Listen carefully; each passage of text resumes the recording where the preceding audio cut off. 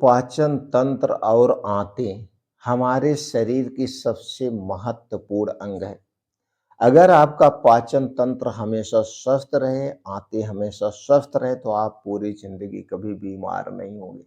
तो दोस्तों आज के वीडियो में हम जानेंगे पाचन तंत्र संबंधित कौन-कौन सी बीमारियां होती हैं, पाचन तंत्र से हमारा क्यों बीमार पड़ता है और पाचन तंत्र के काम क्या है, छोटी आंत, बड़ी आंत के काम क्या है, ये बीमार कैसे होती है।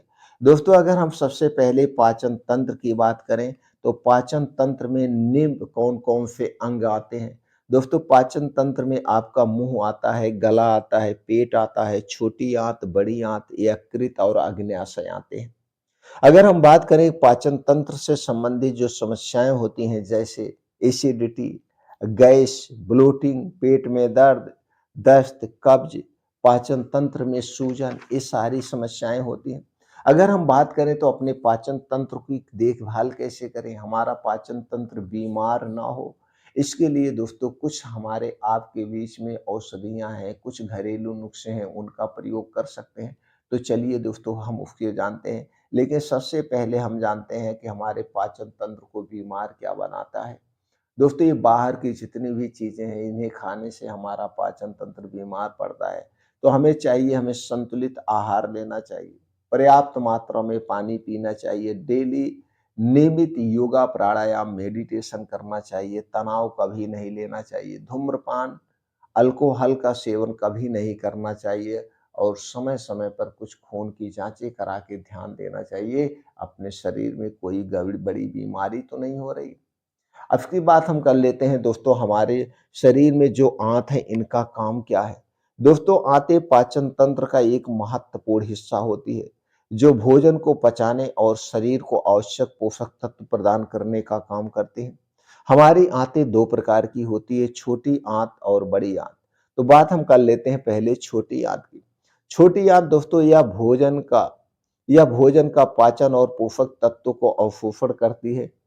बड़ी आंत की बात करें तो यह पानी और इलेक्ट्रोलाइट का अवशोषण करता है और मल का निर्माण करता है। तो दोस्तों जब खाना बड़ी आंत में जाता है तो यहाँ से खाना जो है बड़ी आंत उस खाने से पानी को सोखता है, पोषक तत्वों को खींचता है।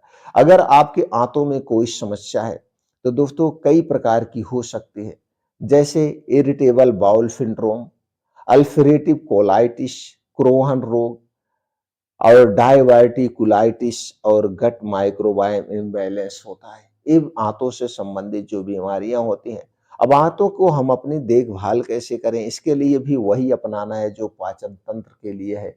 दोस्तों हमें कोई भी बाहर की चीज नहीं खाना है, अपने घर का बना हुआ ही खाना पीना खाना चाहिए। दोस्तों पाचन तंत्र और आंतों के लिए सबसे फायदेमंद जो चीजें हैं उनका हम जान लेते हैं कौन कौन सी चीजें हैं जो हमारे पाचन तंत्र और आंतों के लिए बड़ी ही फायदेमंद है। दोस्तों अगर आप चाय पीते हैं तो चाय पीना आज से छोड़ दीजिए। चाय हमारे पाचन तंत्र के लिए सबसे हानिकारक है। इसके स्थान पर सिर्फ अदरक वाले आप पानी ले लीजिए, सबसे बड़ा फायदेमंद है।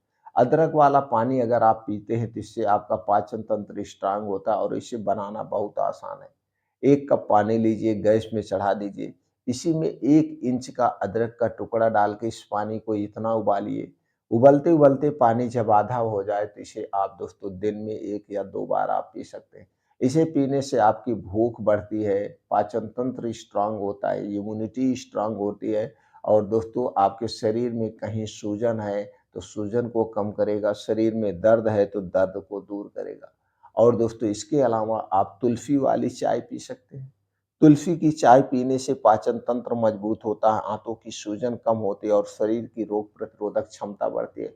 तुलसी एक प्रकार की जो इसकी पत्तियां हैं, एक प्रकार की एंटीबायोटिक का काम करती हैं।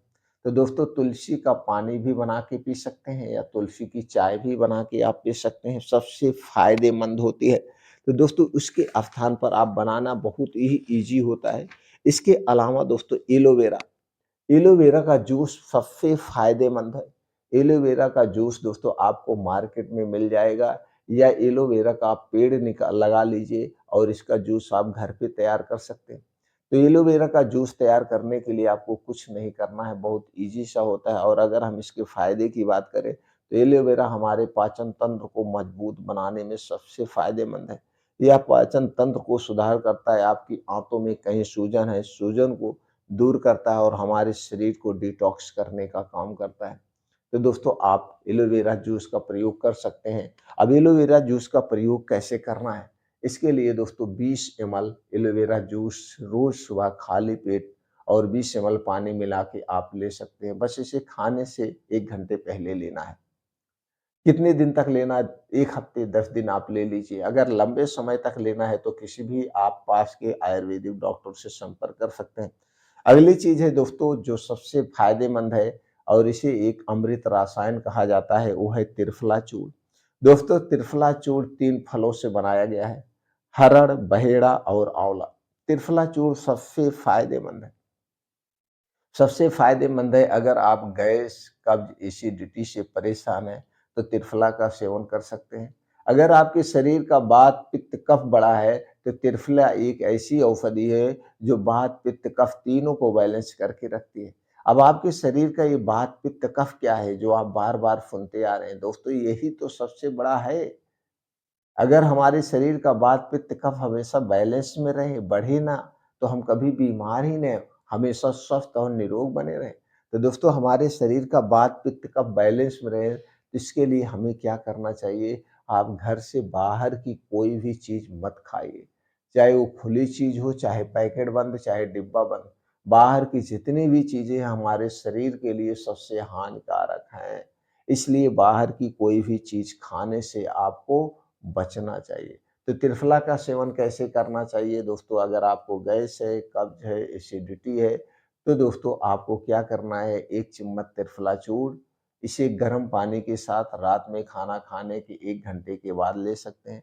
गर्म पानी से भी ले सकते हैं, गर्म दूध के साथ भी सेवन कर सकते हैं और सुबह आपका पेट खुल के साफ होगा, गैस, कब्ज़, एसिडिटी दूर होगी, पहला तरीका है। दोस्तों इसे कई तरीके से प्रयोग किया जाता है। तो दूसरा तरीका क्या है?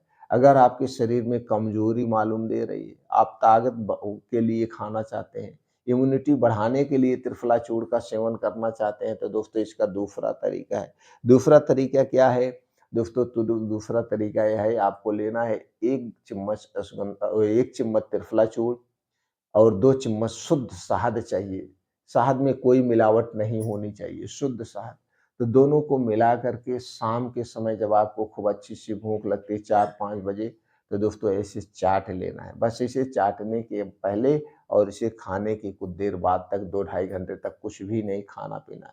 इसे लेने से दोस्तों आपका शरीर शक्तिशाली बनेगा, शरीर के वात, पित्त का बैलेंस में रहेगा, आँखों की रोशनी बढ़ाता है, बालों को झड़ने से या बालों से संबंधित जो समस्या है उसे दूर करने में मदद करता है। तो दोस्तों उसी तरह से एक और फल जो सबसे फ़ायदेमंद होता है वो है आँवला। दोस्तों अगर आपका पाचन तंत्र कमज़ोर है, आपको गैस, कब्ज़, एसिडिटी है, स्किन से संबंधित कोई समस्या है, तो दोस्तों आँवला अपने ज़िंदगी से जोड़ लीजिए। आँवला हमारे शरीर के लिए बड़ा ही फ़ायदेमंद है। आँवला दोस्तों जब इसका सीज़न हो तो सीज़न भर आप खाइए। इसका आप चटनी ले सकते हैं, अचार बना के खा सकते हैं, मुरब्बा बना के खा सकते हैं, सबसे फ़ायदेमंद है आँवला। तो दोस्तों ये नेचुरल तरीका प्रयोग करके पाचन तंत्र और अपने आंतों को स्वस्थ और निरोग रख सकते हैं।